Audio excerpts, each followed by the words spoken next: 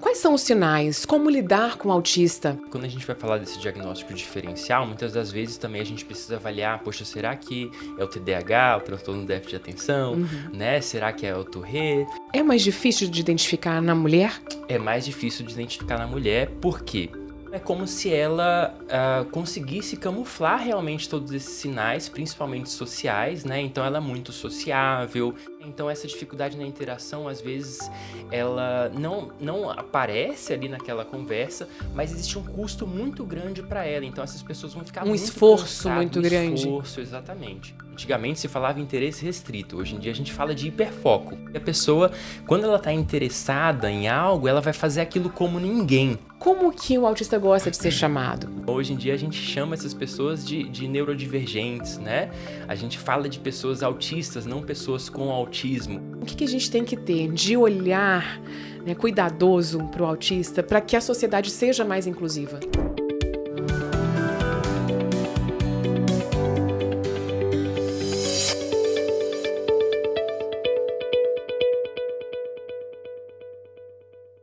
Oi, eu sou Vivi Costa. Que bom que você chegou para esse nosso bate-papo. Hoje a gente vai conversar sobre o diagnóstico tardio do autismo. Quais são os sinais? Como lidar com o autista? E meu convidado de hoje é o psicólogo Paulo Ritfeld. Ele que é especialista em análise comportamental focado em autismo. É um prazer te receber aqui no Viva Mais, Viva Bem. Prazer é meu, Viviane. Bom dia a todos. Um prazer estar aqui. Bom, olha só. Tem um levantamento que eu peguei aqui, é muito recente agora, desse semestre, da GenialCare, que lida muito com esse assunto. Eles fizeram um levantamento do retrato do autismo no Brasil nesse ano. E aí, cerca de 65% dos autistas, eles descobrem que tem o transtorno depois que alguém da família é diagnosticado. E a gente tem visto muito agora na mídia, celebridades descobrindo, né, que são autistas, já na fase adulta. Mais recente, agora, a atriz Letícia Sabatella, que aos 52 anos foi diagnosticada com autismo. Por que isso acontece? São sinais muito difíceis de identificar quando esse nível é muito baixo? Bom, pois é. Quando a gente fala hoje em dia do diagnóstico tardio, realmente a gente começa a falar, inclusive, em diferentes fenótipos, né? Então, hoje em dia a gente fala de fenótipo masculino e o fenótipo feminino. Isso significa que as características elas parecem diferentes em homens e mulheres, de acordo com o papel social. Quando a gente está falando de gênero, a gente também está falando desse papel social. Então, essas características elas se mostram diferentes, né, em cada gênero. E quando a gente está falando do autismo adulto, o autismo, né, o diagnóstico tardio, de certa forma a gente está falando ali de características que não foram observadas na infância por falta também de conhecimento técnico, né? Então a gente não tinha instrumentos para esse diagnóstico antigamente, é algo muito recente e hoje em dia a gente já tem instrumentos melhores, a gente já tem mais conhecimento porque se trata de um diagnóstico clínico, né? Então não é algo que a pessoa vai descobrir através de um exame de sangue, um exame de imagem, através de um processo clínico, né? Então é muito comum, às vezes, também as pessoas se identificarem com características de pessoas que foram diagnosticadas, como a atriz Letícia Sabatella, né? E às vezes elas procuram a gente, ou vão procurar também outro profissional para poder passar por esse processo diagnóstico, né? É mais difícil de identificar na mulher? É mais difícil de identificar na mulher, por quê? Quando a gente fala do autismo em mulheres, principalmente quando a gente vai falar do nível de suporte 1, né, que é um nível de suporte em que a pessoa ela vai, né, ter uma vida cotidiana, ela não vai precisar de um suporte substancial, mas ela consegue mascarar muitos desses sinais, né? Então o termo que a gente usa é justamente camuflagem. Então é como se ela conseguisse camuflar realmente todos esses sinais, principalmente sociais, né? Então ela é muito sociável, esses sinais eles não aparecem ali, né, para as pessoas que estão convivendo com ela, né? Quais são esses sinais? Então, quando a gente está falando do diagnóstico do autismo, a gente vai falar ali de dois critérios principais, né? Então, a gente está falando do déficit em comunicação e na interação social e dos comportamentos restritos repetitivos. Vou explicar um pouquinho. Quando a gente fala do déficit de comunicação e interação social, a gente está falando da dificuldade na manutenção e na iniciação de relacionamentos e na interação também, muitas das vezes, cotidiana, né? Então, aí a gente vai falar em linguagem receptiva e linguagem expressiva. O que é isso? Às vezes, a dificuldade da pessoa compreender ter determinadas conversas, determinadas falas, e também na dificuldade dela expressar também determinados pensamentos, determinados sentimentos. E aí a gente vai ter variações nisso, né? Então, muitas das vezes, as pessoas vão ter mais dificuldade nessa interação, né? Então, essa dificuldade na interação, às vezes, ela não aparece ali naquela conversa, mas existe um custo muito grande para ela. Então, essas pessoas vão ficar muito esforço cansadas, muito grande. Esforço, exatamente. Então, quando a gente vai falar do diagnóstico para essas pessoas, quando a gente vai avaliar, a gente não vai encontrar grandes déficits sociais. A grande questão não é o déficit social, mas é o custo para essa pessoa conseguir também ter sucesso social, né? Então é um custo muito grande. Essa pessoa não é algo natural, não é algo fluido. Essa pessoa precisa pensar, racionalizar muito para ter uma interação, né? E isso faz com que tenha um desgaste muito grande, né? Então, no ambiente de trabalho, na universidade, né? No cotidiano, com os amigos. Então, acaba sendo muito difícil para essa pessoa, né? Esse é um dos aspectos. Esse é um dos aspectos diagnósticos, sim. E aí a gente tem os comportamentos restritos repetitivos, que, na verdade, esse nome, ele vai, né, ter vários outros desdobramentos. O que acontece? Quando a gente fala dos comportamentos repetitivos, muitas vezes na infância a gente está falando da estereotipia, da ecolalia, né? Que são nomes que eram utilizados quando a gente vai falar ali daqueles comportamentos motores repetitivos, né? Então a gente tem o flapping, que são maneiras de regulação, né? É uma autorregulação em quando a pessoa vai... E a gente faz isso o tempo inteiro, né? Uhum. Só que nas pessoas autistas isso acaba sendo mais comum, mais frequentes, e também tem maneiras diferentes delas fazerem isso, né? Então chamam mais atenção. E aí o que acontece? Esses comportamentos repetitivos nas pessoas adultas, eles acabam sendo mais sutis, porque eles mesmos vão aprendendo a, de certa forma, esconder isso, a se adaptar, né? Então acaba sendo muito mais sutil. Então eles vão fazer isso quando eles estão mais sozinhos, ou tem outras maneiras também de fazer isso, né? Então a gente tem, geralmente, esses padrões de autorregulação, que às vezes são motores e às vezes também estão presentes na rotina. Então aí a gente vai ter também a dificuldade com a mudança, muitas das vezes ali a gente vai ter ritualização, muitas das vezes da rotina também. Então para as pessoas autistas é importante que elas tenham realmente uma rotina mais estabelecida, né? Então é uma maneira delas se regularem, né? Através dessa rotina. Agora, tem algumas manias, alguns tics, como você falou, né? Todo mundo acaba desenvolvendo um pouco. Como diferenciar isso de algo que é comum, né? Ou que isso já tem uma linha voltada ali para o autismo? Perfeito. Esse é um ponto muito importante, né? Porque quando a gente vai falar desse diagnóstico diferencial, muitas das vezes também a gente precisa avaliar, poxa, será que é o TDAH, o transtorno do déficit de atenção, né? Será que é o Tourette? Então a gente tem vários pontos ali que a gente precisa entender, e o diagnóstico ele sempre precisa ser global, né? Então não é simplesmente uma característica que vai indicar o diagnóstico, mas a gente precisa cumprir esses vários critérios realmente para entender, poxa, a gente tem a dificuldade social, a gente teve isso ao longo da vida da pessoa, a gente tem essa rigidez cognitiva que muitas das vezes está presente também, então uma dificuldade às vezes de flexibilizar também em determinadas situações, né? A gente também tem os componentes sensoriais, que eles são extremamente importantes, né? Então quando a gente fala que eles estão presentes no critério B também, né? E são pontos que trazem uma relevância muito grande para a vida da pessoa, e é algo que acaba sendo mais constante. Então pra gente é muito importante quando a gente vai pensar no diagnóstico, porque eles são menos suscetíveis, né? Se a gente pode dizer assim, à camuflagem, né? Então essas dificuldades sensoriais, às vezes elas são de hiperreatividade, então pouco estímulo para a pessoa tem um impacto muito grande para ela. Então um barulho, um cheiro acaba trazendo muito incômodo para essa pessoa mais do que outras pessoas, né? Às vezes também tem uma característica de hiporreatividade, então essa pessoa sente menos estímulos, né? Então ela vai procurar mais estímulos, ela precisa de mais estimulação, né? Então, todos esses pontos juntos também a esses possíveis comportamentos repetitivos, eles realmente vão levar ao diagnóstico, né? Então, tem que ser global. E quando a pessoa começa a perceber esses sinais nela mesma ou nos filhos, como é que é esse diagnóstico? Quem ela tem que procurar? É direto um psicólogo? Tem algum médico que tem que, né, lidar mais com o autista? Então, a gente sempre precisa realmente pensar em uma pessoa que seja especializada e tenha experiência na área, né? É sempre importante a gente entender que esse diagnóstico ele pode ser feito por uma avaliação psicológica, por uma avaliação neuropsicológica, que é um neuropsicólogo que faz, e também por médicos, psiquiatras ou neurologistas, né? É muito importante que esse diagnóstico possa ser feito também em conjunto, né? Então, quando nós, psicólogos, fazemos essa avaliação diagnóstica, as pessoas procuram a gente, é muito comum que a gente também indique que elas procurem um psiquiatra para uma validação desse diagnóstico, para que a gente converse também com esse profissional, né, de uma forma multidisciplinar. Então, isso é muito importante para que essa pessoa tenha isso validado na vida dela, né? E são níveis diferentes. Você Sim. tem ali um que você realmente às vezes tem uma dificuldade um pouquinho mais de identificar e outros que já são mais visíveis. São quantos níveis hoje de autismo? Então, hoje os níveis, né, de autismo, eles são relacionados ao nível de suporte que a pessoa precisa, né?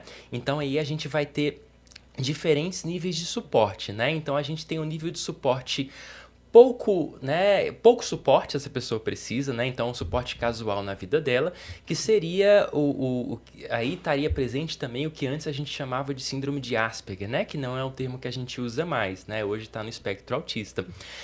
Nesse nível de suporte 1, a gente está falando ali de pessoas que elas têm a vida cotidiana delas, elas estão ali também no mercado de trabalho, às vezes elas descobrem esse diagnóstico depois, porque são características mais sutis, e aí é o momento em que esse suporte ele pode variar também ao longo da vida, né? Então essa é uma mudança que o DSM, que é o manual, né, de transtornos mentais, trouxe, que é muito importante, né?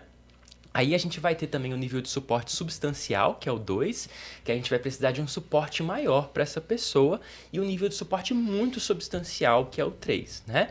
Nesse conjunto que o DSM traz, também a gente pode ter uma complementação pelo CID, né? Que é o compêndio também de doenças internacionais, né? Apesar de não ser uma doença, a gente está falando ali de algumas características, né, que trazem transtorno nesse sentido, então a gente tem essa nomenclatura também. Que são associadas a esses outros sintomas, é isso? Isso, na verdade, isso é uma classificação também, né, do diagnóstico. E nessa classificação, a gente também tem algumas variações, que a gente pode ter uma pessoa autista que ela tem um déficit na linguagem funcional e que ela tem um déficit intelectual também associado, né? Então, hoje em dia, o CID ele vai fazer essa diferenciação. Então, é muito comum que essas pessoas de nível de suporte 2, elas tenham também associado um déficit intelectual. Os pais que começam a ficar atentos, a partir de que idade ele começa a identificar que pode ter algum sinal ali que merece uma atenção? Isso vai depender bastante também desse nível de suporte, né? Então, quando a gente tem características ali que elas vão chamar mais atenção, são características que são diagnosticadas mais cedo, né? Então, aí a gente tem, por exemplo, a dificuldade na interação ali desde pequeno, o atraso na fala, o atraso motor, né? São características muito presentes. Quando a gente tem uma ritualização muito grande, a gente também tem uma desproporcionalidade também em relação às reações emocionais, né? Uma certa Então, agressividade, isso também faz parte? muitas vezes está presente realmente nessa pode ser muito mais excessivo a maneira como essa pessoa vai se expressar, né? Então, pequenos eventos vão causar uma reação emocional muito grande nessa pessoa, né? Então, são características presentes, né? E a gente tem várias outras associações também, né? Que não necessariamente elas são um critério, né? Para poder realmente indicar esse diagnóstico, mas geralmente estão presentes. Por exemplo, quando a gente vai falar também na dificuldade no sono, são características que a gente observa, né? E aí é importante sempre a gente pensar nessas características desde cedo. Mas elas não são presentes em todos os níveis de diagnóstico. Então, a gente recebe pessoas, principalmente quando a gente vai falar do nível de suporte 1, que elas não tiveram atraso na fala, elas não tiveram atraso motor, né? Muitas das vezes também, isso também não é um critério, né, para diagnóstico, mas muitas das vezes, algumas pessoas, elas vão apresentar habilidades acima da média, né? Pois é, essa questão de uma criatividade, uma habilidade. Sim. Ali, muitas pessoas falam, o autista muitas vezes tem isso mais desenvolvido. De fato, acontece?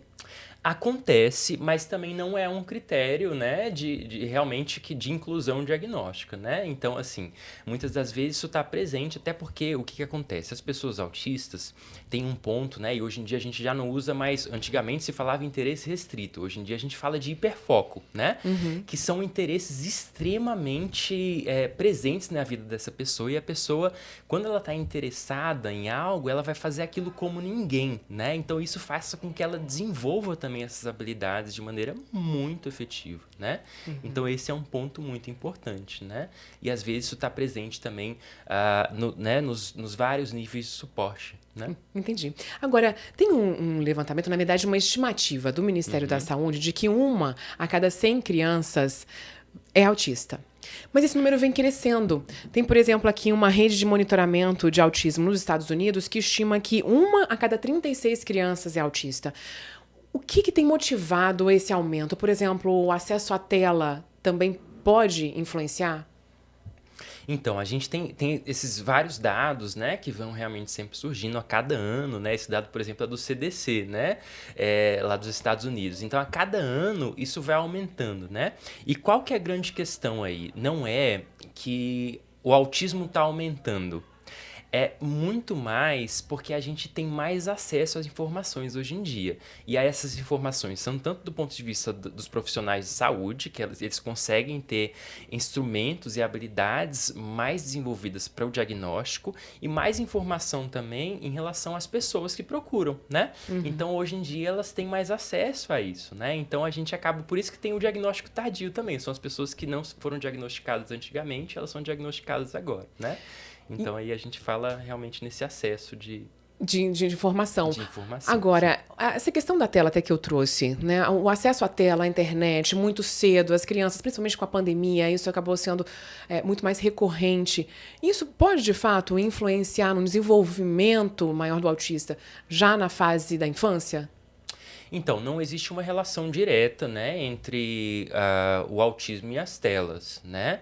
A grande questão aí, o que a gente pode analisar, é que muitas das vezes as telas elas podem concorrer com outras atividades que podem também trazer um desenvolvimento para essa pessoa. Nisso sim a gente eu acho que pode pensar, né? Então, quando a gente está num celular, num tablet, no computador, a gente está deixando também de fazer atividades que podem ser importantes para o nosso desenvolvimento, como a interação com os colegas, né? Então aí a gente tem uma influência indireta, mas as telas elas não causam autismo e não intensificam por si só, né? A gente sabe exatamente a causa? Tem um ambiente interno, é mais genético? Aliás, um ambiente externo. Hoje em dia a gente tem realmente uma influência, tem estudos já muito consolidados que vão falar ali de 80% da influência genética, né? Então a gente realmente tem, uma causa genética, né? A grande questão aí que hoje em dia não está definido o que causa, né? Então para a gente ter uma ideia, a gente tem já 100 genes diferentes mapeados, né? Voltados realmente ali para as pessoas autistas, mas nenhum desses genes ele é generalizado em todas essas pessoas. Então não se pode afirmar ainda, poxa, o autismo é causado por esse gene, por essa mutação aqui, porque existe uma variação muito grande, né? Então ainda tem se estudado, né, com essa causa específica, mas hoje em dia a gente pode realmente falar que o autismo é genético, né? Em relação à nomenclatura, existe ainda uma dificuldade muito grande em falar um termo certo, que tem um respeito envolvido. Como que o autista gosta de ser chamado? Perfeito, acho que essa pergunta é muito, muito importante e muito atual também, porque quando a gente, né, faz essa pergunta, poxa, o que é autismo? O autismo é uma condição do neurodesenvolvimento, mas o autismo também é uma identidade, né? Faz parte da cultura, e hoje em dia a gente está num movimento muito importante de empoderamento também das pessoas autistas, né? Então isso é muito importante porque essas pessoas estão começando a questionar também, poxa, não sou eu que sou um transtorno. O transtorno, na verdade, é o que eu vivo baseado naquilo que eu tenho ali de demanda no mundo neurotípico, né? Então hoje em dia a gente chama essas pessoas de neurodivergentes, né? A gente fala de pessoas autistas, não pessoas com autismo, né? Porque isso diz respeito também à identidade que essa pessoa tem, né? E aí é um momento em que a gente vem também trabalhando bastante isso. E existem pesquisas hoje em dia que vão fazer associação, e são pesquisas muito importantes. E o que elas trazem? Que a maneira como as pessoas enxergam o autismo tem uma interferência direta na qualidade de vida delas, no bem-estar delas.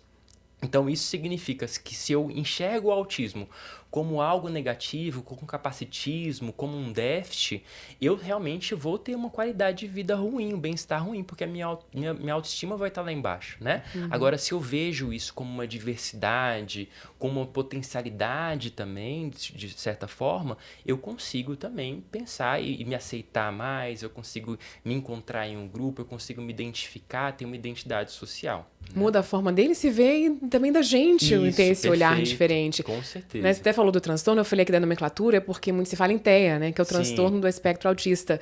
E a gente, às vezes, fica nessa dificuldade, assim, tipo, de como que a gente realmente vai lidar. Então, Sim. essa explicação ela é super importante. Sim, né? com certeza. E como que a gente também deve lidar com, né, com o autista num momento ali de crise? Às vezes fica, né, sem saber se você realmente pode se aproximar mais, como que é essa relação. Enfim, o que a gente tem que ter de olhar, né, cuidadoso para o autista, para que a sociedade seja mais inclusiva. Perfeito, com certeza. Eu acho que teve aquele caso recente, né, também, que a gente teve, né, tava bastante na mídia agora. Da escola. Da escola, e realmente sim, uma escola perfeito. aqui no Distrito Federal, em que um professor foi lidar ali com um aluno que acho que teve um momento de crise, acabou quebrando o braço desse aluno, e realmente chamou muita atenção na forma de lidar, o cuidado que tem que ter, principalmente nesse momento, né? Sim, com certeza. Eu acho que o primeiro ponto que a gente tem aí, a gente vai ter uma variedade muito grande também, né, desse manejo com as pessoas autistas, né? Principalmente porque a gente tem uma variedade muito grande de comportamentos baseados nesse nível de suporte. Sim. Mas eu acho que o principal ponto que a gente precisa entender é que o comportamento da pessoa autista não necessariamente ele vem com a intencionalidade, né? Então, não necessariamente quando a gente vê um comportamento agressivo, né? A gente chama esse comportamento agressivo, a gente até evita falar de comportamento agressivo, Sim. porque ele não tem uma intencionalidade agressiva, ele não tem uma função agressiva, né? Então, muitas das vezes, esses comportamentos, eles são inversamente proporcionais às habilidades de comunicação, né? Então, quanto mais a pessoa ela consegue se comunicar e quanto mais ela é escutada também, esse é um ponto importante, mais esses comportamentos vão ser raros, né? Então, assim, esse é um ponto realmente muito relevante, da gente entender que essa pessoa não está fazendo aquilo porque ela quer, né? Então, não é uma questão que a gente precisa conter, a gente precisa realmente tentar ajudar aquela pessoa a se regular naquele momento, para que ela não chegue nesse nível, né? Então, a gente realmente vai sempre pensar na desaceleração desse processo de crise, né? E para desacelerar esse processo de crise, a gente precisa estar sensível a escutar, e para isso a gente precisa estar sensível também a uma variedade de comportamentos, né? A gente pensar que essa pessoa ela não necessariamente vai se comportar como as outras pessoas, né? E é importante, então, que a família assuma, que a escola também assuma, que os colegas saibam, até para saber lidar nesse momento, e saber que esse comportamento não é um comportamento agressivo e que tem uma outra forma de lidar para chegar nesse equilíbrio. Com certeza, com certeza. Eu acho que é muito importante também dentro desse processo de empoderamento que a gente estava falando, porque ainda existe um estereótipo muito grande, né? Então, quando a gente fala de falar esse diagnóstico para a escola, de falar esse diagnóstico para os colegas, existe um receio muito grande de que essa pessoa seja estereotipada, que essa pessoa realmente ali vai ser subestimada de certa forma, né? Eu acho que uma dúvida legítima, mas ao mesmo tempo é importante também a gente partir desse processo cultural, da gente começar a falar sobre isso com mais naturalidade, principalmente diante desse número tão grande de diagnósticos, né? Porque essa naturalidade, ela faz bem não simplesmente às pessoas autistas, mas às pessoas neurotípicas também, né? Exatamente. Porque a gente está aceitando uma variedade maior de comportamentos e a gente consegue compreender mais um ao outro, né? Então, esse é um ponto muito importante. Eu achei muito interessante quando a gente conversou, marcando a entrevista, e você falou para mim exatamente que... eu perguntei como lidar, né, com o autista. Você falou, precisa enxergar o autista como uma pessoa diferente, como nós também somos, né? Como a cor do cabelo, a cor da pele, a cor dos olhos... E eles também, enfim, têm uma certa diferença ali no comportamento, mas que ele pode e deve estar incluído na nossa sociedade ali cada vez mais de uma forma natural. Sim, com certeza. E a gente pensar realmente nesses pontos ali que são importantes para essa pessoa. A gente pensar que a maneira de comunicar é diferente e não tem problema essa maneira de comunicar ser diferente, né? Hoje em dia a gente fala de padrões de comunicação diferentes, né? Então, não é que existe um déficit na comunicação no sentido de que essa pessoa ela não se comunica bem, mas a referência que a gente tem é o neurotípico, né? E isso é uma coisa que a gente precisa balancear, porque se a nossa referência sempre vai ser o neurotípico, a gente sempre vai entrar nesse movimento de adaptar aquela pessoa a determinados padrões que a gente, né? A gente trabalha muito com habilidades sociais lá onde a gente trabalha no Vivências, né? E esse é um ponto muito importante porque as habilidades sociais, elas têm muito juízo de valor, né? Então a gente sempre vai tentar trabalhar para que aquela pessoa se comporte da maneira como a gente acha que deve se comportar. Mas a gente mesmo, as pessoas neurotípicas, elas se questionam muitas das vezes, poxa, eu preciso dar bom dia para todo mundo, eu preciso cumprimentar todo mundo, eu preciso seguir esses protocolos, mas por quê, né? E as pessoas autistas, elas também se questionam bastante sobre isso, né? Então é um ponto importante. Olha, eu acho que esse é um assunto realmente muito importante para a gente estar trazendo cada vez mais para a discussão. Porque aí eu acho que vem um respeito a todos, né? Quando a gente fica estabelecendo uma regra de comportamento, você dificulta a relação com todos, né? Com o autista, mas com qualquer, né, outra pessoa ali que traga ali um comportamento, por exemplo, um pouquinho mais menos sociável. Enfim, nem todo mundo age da mesma forma, né? Eu tenho 2 filhos, cada um tem um estilo e a gente vai vendo isso dentro de casa. Então, isso na rua muito mais. Então, acho que realmente é um assunto que daria aqui pra gente ficar conversando horas, né? Espero que a gente possa conversar também aqui em outros episódios. E também para quem quiser acompanhar um pouco mais, entender um pouco mais também, tem um perfil de vocês no Instagram que está sempre trazendo alguns vídeos ali que são ótimos para poder entender melhor esse comportamento. Isso, o nosso Instagram é vivências.co, né, CO, e lá a gente sempre está postando um conteúdo, né, realmente voltado. A gente tem pessoas, a gente tem a Camila Borges, hoje em dia, que é uma das diretoras do Vivências também, que ela é uma pessoa autista, ela é psicóloga e trabalha lá no Vivências com a gente, então ela sempre está postando também, né, vários conteúdos importantes, também Já vi alguns vídeos, achei bem interessante isso mesmo, né, que é uma visão dela ali trazendo também para o outro, como que ele pode lidar nessas situações.